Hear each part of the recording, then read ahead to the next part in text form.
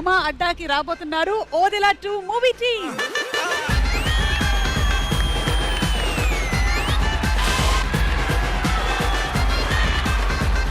మహేష్ ఏ వాడుతుంటాడు ఎక్కువగా? సుదర్శన్ ఏం వాడతావు? Coconut oil. ఆవిడ్ని ఇతను ఒక సినిమాలో రేప్ చేయబోతాడు. ఇతన్ని రేప్ చేసిన ఎక్స్ప్రెషన్ ఏమంటున్నారంట అంటున్నాడంట. నువ్వు ఇవ్వలేదు సుదర్శన్ అన్నారంట రాత్రివేలు గారు. ఇచ్చాను సార్, మానిటర్ ఏదో ప్రాబ్లం ఉన్నట్టు ఉందని చూసుకోండి అన్నాడంట. మహేష్ మహేష్ చిన్న చిన్న సహాయాలు చేయాలి కదా. నెలకు 2 సార్లు వస్తే ఈ పనులే ఉంటాయి. టీనేజ్ అనగానే మనకి గుర్తుకొచ్చేవేంటి? టీనేజ్ అడ్డంగా కోసి ఉప్పు కారం పెట్టాలి ఇడికి. అవును మహేష్, నువ్వు కూడా చెప్పుండొచ్చు కదా అక్కడి నుంచి. నేను చెప్తాను, 2 చెప్పాడు. నీకు ఒక పనిష్మెంట్ వచ్చింది, హెబ్బాకి పెళ్లి చూపులు. అది పనిష్మెంట్ ఎందుకు అవుతుందండి? ఎవరికి పనిష్మెంట్? హెబ్బాకి పనిష్మెంట్.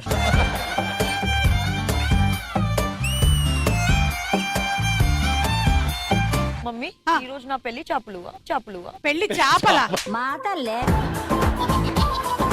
రాజకుమారుడు లాంటి మొగుడు రావాలి అని ఇవాళ పెళ్లి చూపులు ఏర్పాటు చేశాం. వాడు రెక్కలు కుక్కల మీద వస్తాడా? రెక్కల కుక్కల మీద. నిన్ను కంటికి రెప్పలాగా చూసుకునేవాడు వస్తాడు. మా ఓదెల వంశంలో అసలు ఎవరు ఎలాంటి పనులు చేయరు. కాపురాలు పిల్లలు పుడుతూ ఉంటారు. ఇస్తున్నాడేంటి? మా అమ్మాయి ఏ పనులు చేయాలన్నా వాడే చేస్తూ ఉంటాడు. ఏంటి బాబు ఇంత మొరటుగా చేసావంటే నేను పిల్లని ఇవ్వను నీకు అసలు. వీటితో అంటే మొరటు కాకుండా సార్.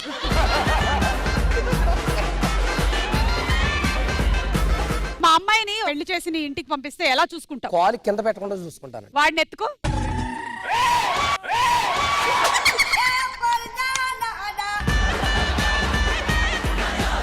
సమాజం ఒప్పుకోకున్నా నేనైతే రెడీ అమ్మాయి. నువ్వు ప్రేమించింది పిల్లని కాదా తల్లినా? ఈ విషయం అగ్రహారం స్త్రీలకు తెలిస్తే ఉమ్మేస్తారు.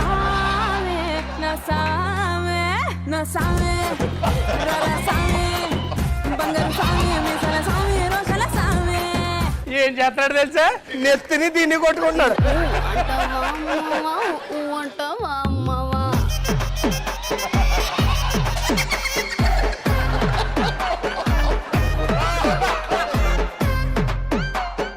ఈ ఓదెల రైల్వే స్టేషన్, ఈ సెటప్, ఆర్ట్ డైరెక్టర్ వీళ్ళందరూ చాలా చక్కగా చేశారు. ఆర్ట్ డైరెక్టరే కాదండి, మన మహేష్ సుదర్శన్ వాళ్ళు కూడా పెయింట్లు వేశారు దీనికి.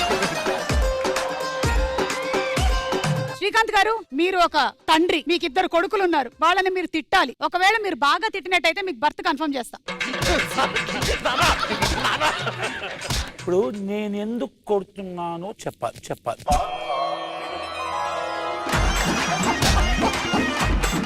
అయ్యో ఎందుకంటే పిల్లల్ని గొడ్డును బాదినట్టు బాదుతున్నారు. మీ మమ్మీ అయితే